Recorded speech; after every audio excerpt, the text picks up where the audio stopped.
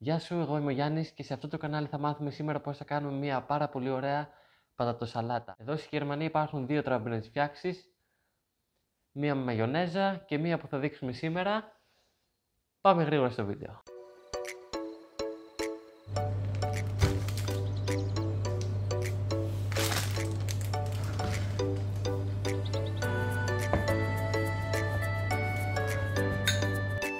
Θα ξεκινήσουμε βράζοντας πατάτες. Φυσικά για να κάνουμε μια πατατοσαλάτα χρειαζόμαστε πατάτες και συμβουλεύω να πάρουμε πατάτες που μένουν σκληρές και μετά το βράσιμο. Ρίχνουμε λίγο αλάτι στο νερό και αφήνουμε κανένα μισάωρο να βράσουν μέχρι να είναι μαλακές. Κόκκινο κρεμμύδι σε αυτή τη συνταγή, επειδή θα το βάλουμε ομό μέσα στην πατατοσαλάτα, είναι καλύτερο το κόκκινο. Κόβουμε πάνω και κάτω. Φυσικά θα ξεφλουδίσουμε και θα κόψουμε σε κυβάκια, πολύ ψηλά κομμένο.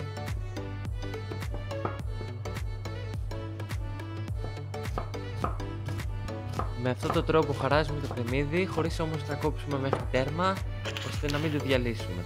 Να μπορούμε δηλαδή να το κόψουμε και μετά σε ωραία κυβάκια. Και κάτω το μαχαίρι. Ένα ακόμη πέρασμα δεν είναι κακό. Και το κρεμμύδι πάει στην άκρη.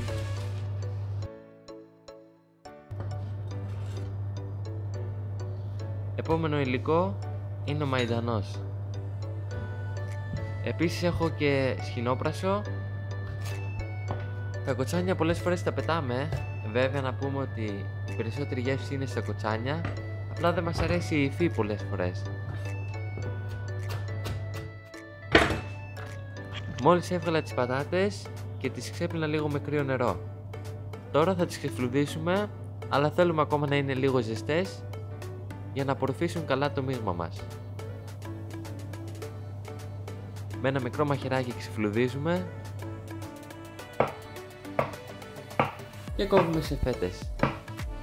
Τώρα, αν η πατάτα δεν είναι καλή, θα διαλύεται. Αυτό είναι το κακό και θα γίνει ένα μάτσο. Προσθέτουμε τα υλικά μας, κρεμμύδι, σχοινόπρασο και μαϊντανό.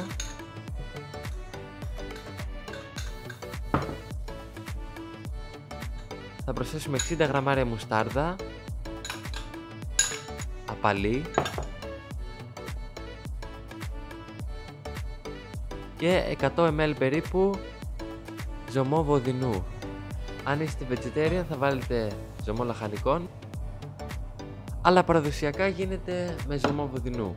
Ρίχνουμε λευκό ξύδι και επίσης θέλουμε και λίγο ζάχαρη σε αυτή τη συνταγή.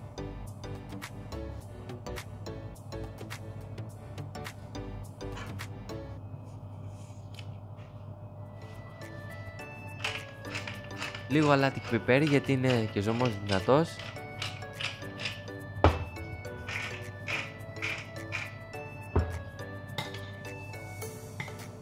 Και ανακατεύουμε πολύ καλά.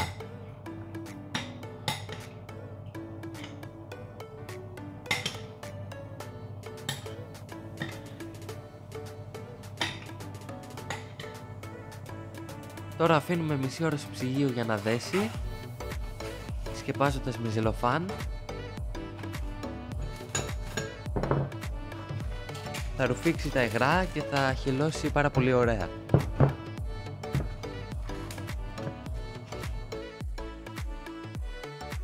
Μετά από μισή ώρα αυτό είναι το αποτέλεσμα. Φανταστικό. Πατατοσαλάτα πεντανόστιμη, ελπίζω να σου άρεσε και εσένα. Εμένα πάντως μου άρεσε. Μην ξεχνάς like, εγγραφή και τα λέμε στο επόμενο βίντεο. Γεια σου.